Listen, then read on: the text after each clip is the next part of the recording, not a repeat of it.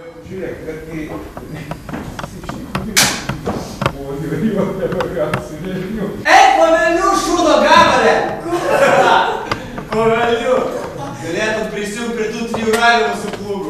Ir mes toliau nematom. Nu. Toliau mes peršokam per kažkokį... Turiu atnešti dabar, aš turiu atnešti. Nu tai tu savo žiūri tą vytę. Ai, tai palauk. Dabar įrodysiu savo teoriją, kad žmogus negali skristi be niekada pagalbos. Nu palauk.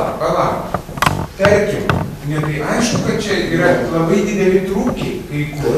Specialiai sumaišau, kad ne tas, o jis tiesiog užsilipa ir pradeda istoriją, o to jau vėl kitaip. Sumuštinis skriedamas 148 metrų per sekundę greičiu partrenkia moterį ir suskalo šaligatvio plytelę. Bet kai kur labai tiksliai, tarkim, iš vienos į kitą. Na gerai, tu gali žūti, bet kokia tai nesąmonė, jeigu eini būtent tą akimirką. Tai mokslas, grynas mokslas, jokia nesąmonė. Jeigu žūstinas greičias sumuštinė.